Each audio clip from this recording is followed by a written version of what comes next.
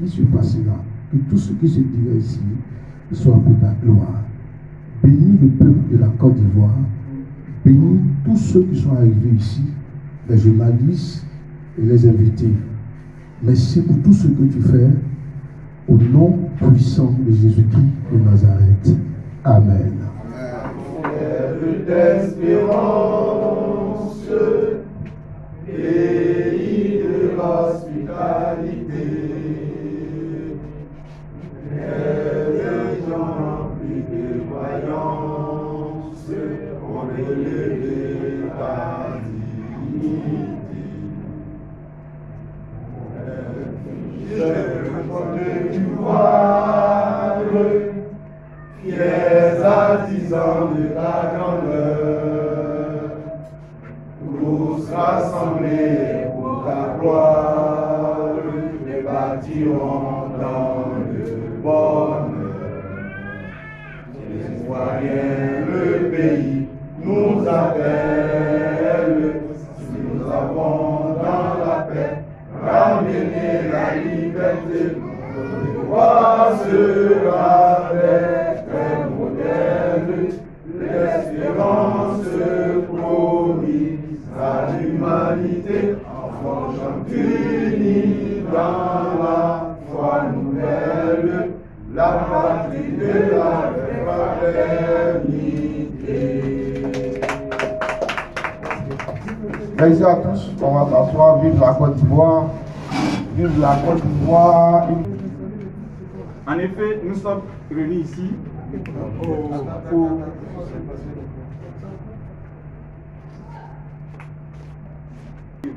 en ma qualité de président du comité d'organisation.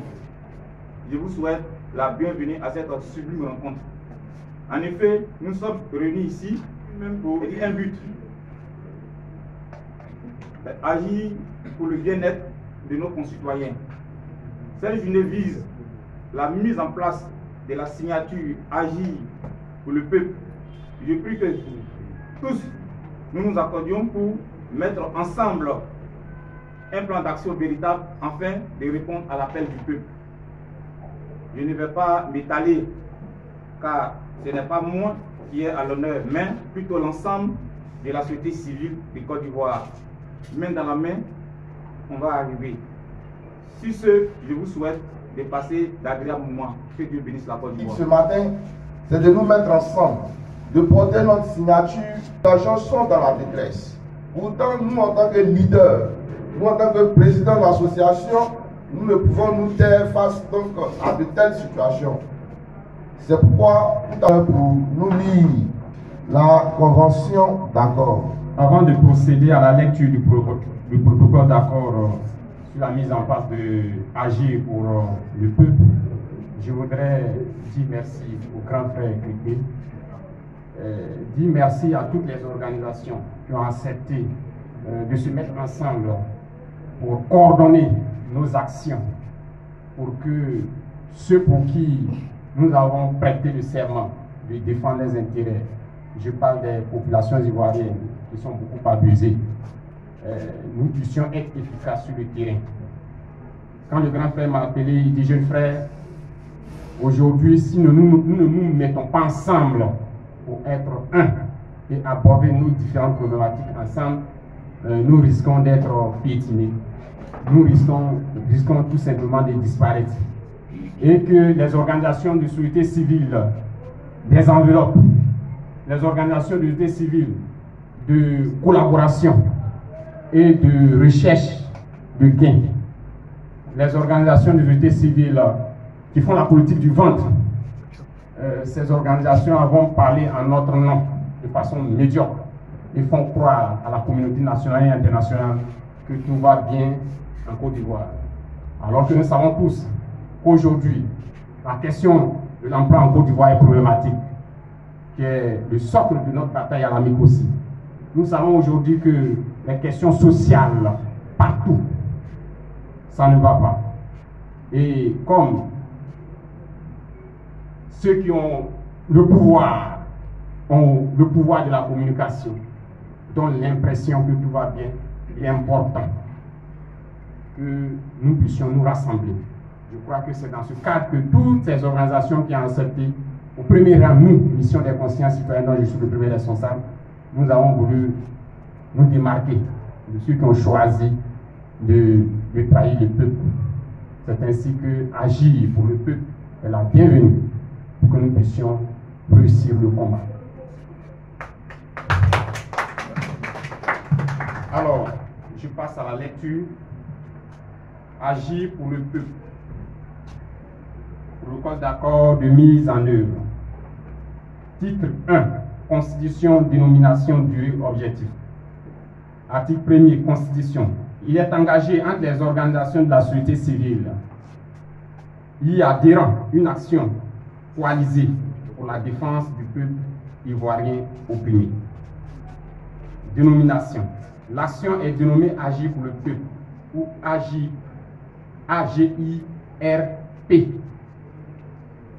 Durée. Agir pour le peuple est une action ponctuelle à durée déterminée. Objectif. Lutter contre la vie chère.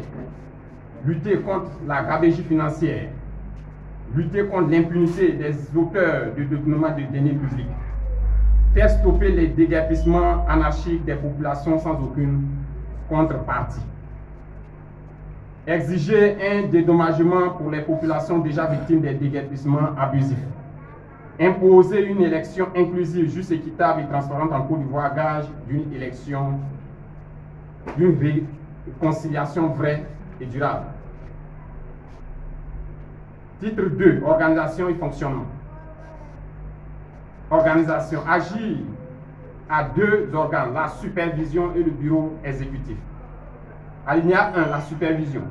Il est subdivisé en deux. La cellule stratégique, CS, et l'organe de planification des actions. La cellule stratégique, CS, elle est constituée de personnalités issues de divers horizons, intègres et dévouées pour la cause. Leur nombre ne peut excéder 14. Le SG de Agir est de plein droit membre de la CS, cellule stratégique. Organe de planification des actions. Il est constitué de la CS, les différents présidents des organisations, le SG, les organisations de la société civile ayant adhéré à l'action. Le SG de Agir est de plein droit membre de l'OPA. L'OPA, l'organe de planification des actions, pour rappeler ça. Article 5, alinéa de le BEN, le Bureau exécutif national. Il est présidé par le secrétaire général de Agir et est composé de façon suivante: un SG, porte-parole de Agir, 2 SGA, un secrétaire à l'information, 2 SIA, secrétaire information adjoint, secrétaire à l'organisation SO, 2 SO, 1 secrétaire aux finances, 2 CFA, 2 secrétaires aux finances adjoints, un secrétaire chargé de la mobilisation des femmes, un secrétaire en charge de la mobilisation des jeunes, secrétaire chargé de la sécurité et du protocole. Fonctionnement. Il s'agit d'une part du fonctionnement des organes de Agir pour le peuple et d'autre part les libertés d'action et organisation membres. La supervision. La cellule stratégique. La cellule stratégique définit les organes stratégiques de Agir pour le peuple. Elle prend des décisions à la majorité simple de ses membres. Toutefois, elle nomme et démet le secrétaire général de la majorité des 2 tiers de ses membres. Elle nomme et démet les autres membres du BEN sur proposition du SG. Elle est présidée par le superviseur principal désigné par ce père lors de la première réunion de la CS. Le superviseur principal a rang de président de Agir. Toutefois, il ne la représente pas dans les actes. Le superviseur principal convoque et préside les cellules stratégiques. Le superviseur principal est aidé par 3 adjoints qu'il choisit au sein de la CS, dont un chef religieux. Celui-ci est le premier superviseur principal adjoint. Les superviseurs principaux adjoints suppléent le superviseur principal en cas de nécessité selon leur rang protocolaire, à l'initiative de la majorité simple de ses membres ou du secrétaire général. La première réunion de la CS est convoquée et présidée par l'initiative du présent projet. La CS est membre de la OPA, l'organe de planification des actions. Ses membres ont rang de vice-président de AGIR.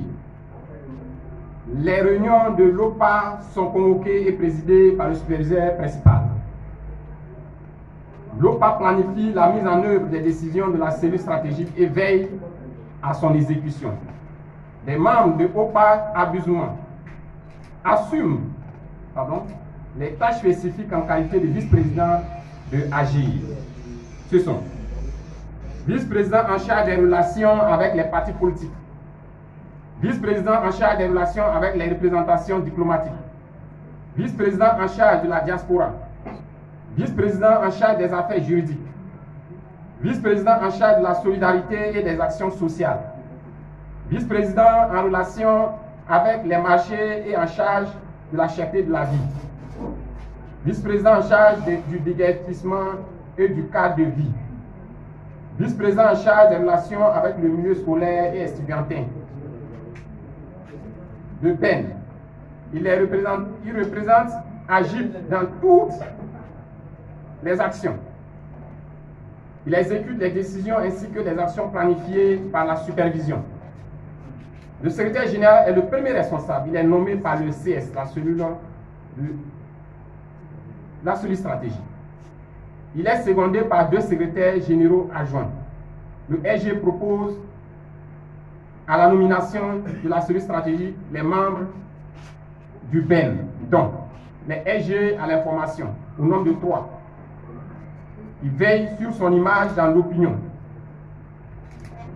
Les SG, le secrétaire à l'organisation, au nombre de 3, dont un plein et 2 adjoints.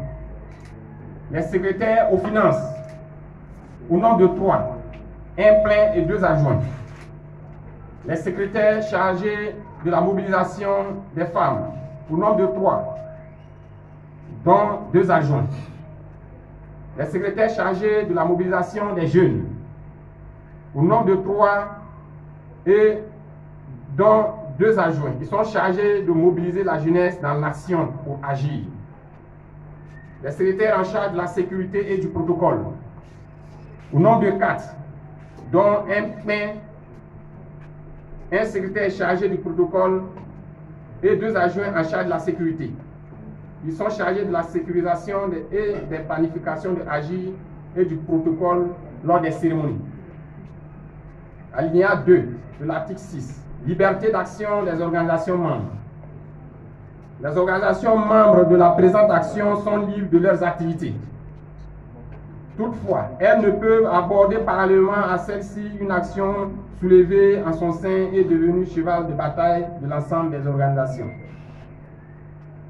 Titre 3, disposition finale. Fonctions. Les fonctions dans les organes ne sont pas rémunérées. Article 8, dissolution de AGIR. La dissolution de AGIR survient à son terme, adoptée à l'unanimité du 9 mars 2024 par les participants. Je vous remercie. Donc, comme le disait tantôt le MC, que nous sommes près de 98 organisations. 98 organisations. Mais symboliquement, il y a au moins 5 organisations qui vont signer. Donc moi-même, je suis le président du mouvement Le Cri du Citoyen, Armand Kipeux. Il y a le camarade président Hiro qui est là, président des nouveaux majeurs. Il y a le président Gassassan qui est là, qui va signer. Le président Éloi CI qui va signer également de façon symbolique. Et puis la représentante de Rafi qui est là, qui va également signer. Et après, quand la presse va se retirer, on va continuer. Merci beaucoup.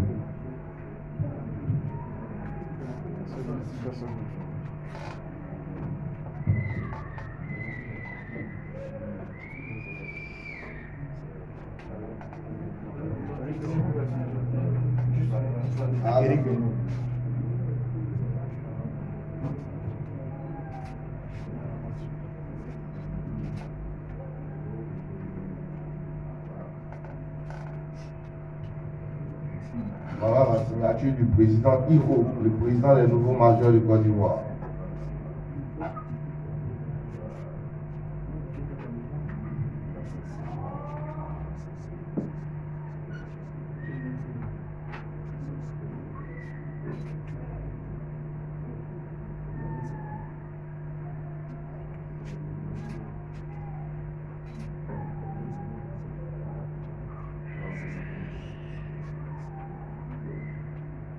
Voilà la signature du président d'Unité Sansan.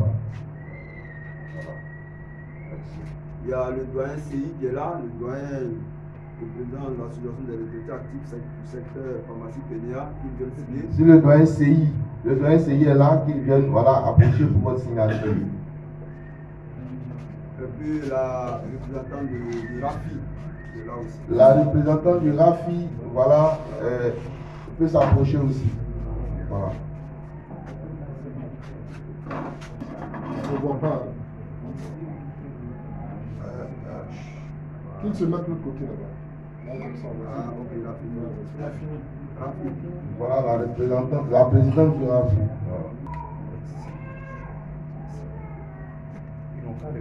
Voilà, ah, ok. Non, venez. Rentrez, C'est la chaise là. Voilà, venez maintenant. Voilà, monsieur vous aussi. Voilà. On regarde tous ici. Souriez un peu.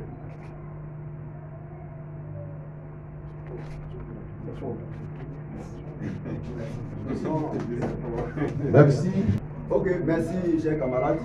Merci, cher président. Merci d'être venu. Je suis donc Armand Cripeux, président du comité ad hoc de Agir pour le peuple. Mesdames et messieurs les présidentes et présidents des organisations de la société civile ivoirienne signataires du présent accord, chers camarades de lutte,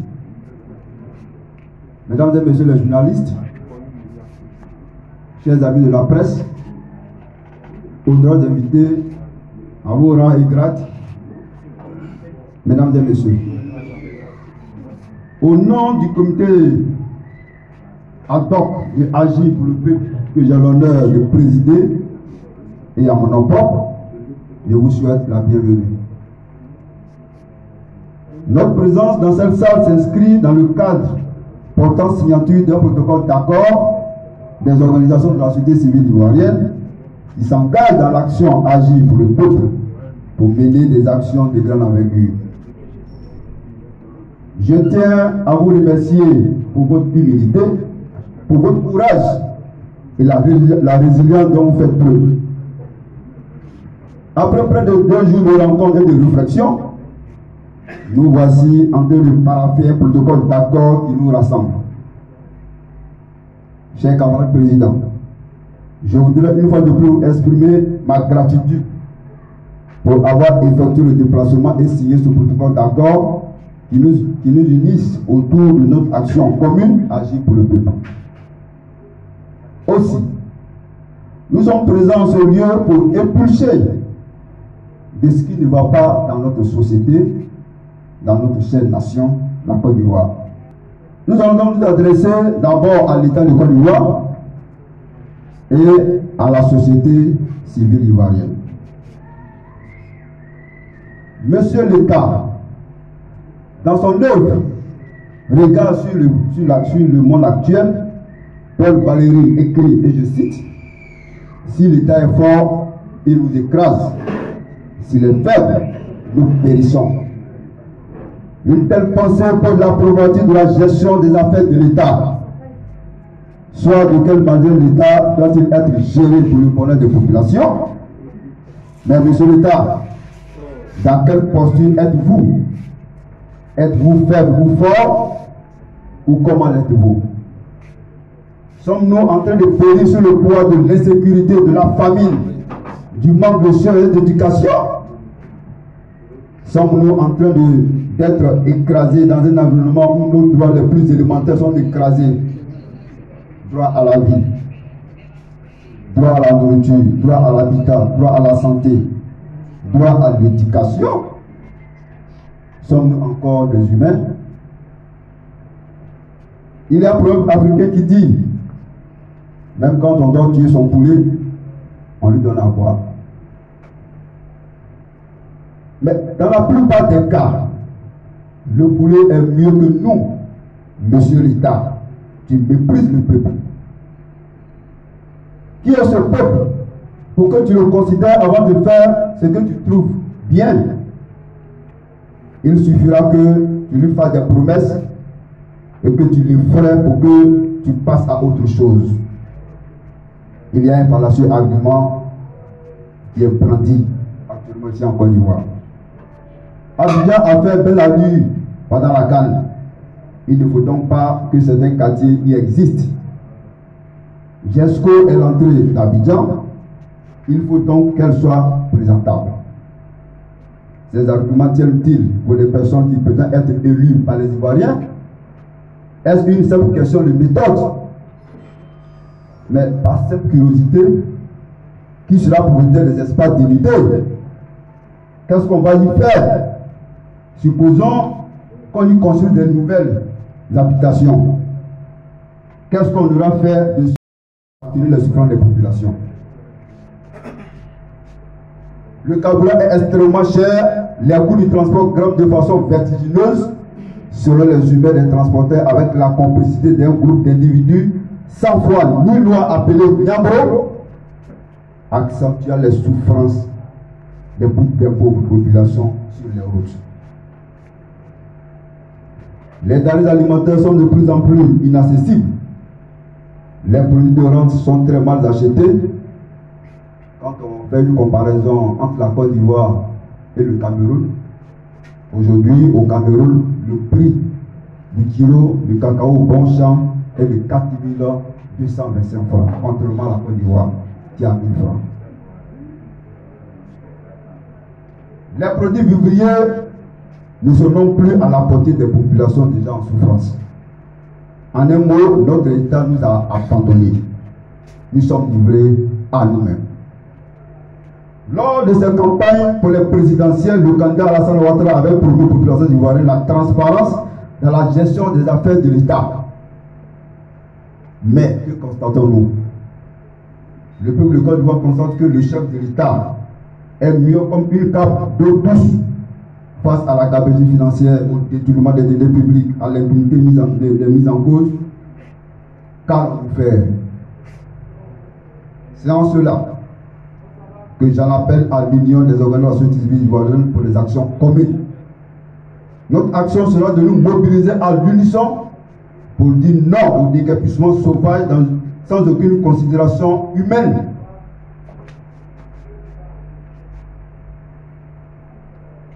Notre action sera de nous mobiliser pour dire non au déguerpissement sauvage sans aucune considération humaine, à la cherté de la vie, au détournement des deniers publics et à la gabegie financière. Notre combat, c'est aussi celui d'amener les acteurs politiques à s'asseoir autour d'une table, à discuter pour un consensus, pour trouver un consensus, afin d'aboutir à une élection présidentielle inclusive, juste et transparente, dans une réconciliation vraie et durable en Côte d'Ivoire. Au terme de mon propos, je voudrais seulement annoncer que notre action agit pour le peuple prendra son bateau de pèlerin pour rencontrer toute la classe politique ivoirienne, sans exception. Les chefs religieux et les leaders d'opinion et plus de paix, de liberté et de justice en vue de fédérer nos forces pour lutter efficacement. Que Dieu bénisse la Côte d'Ivoire. Je vous remercie.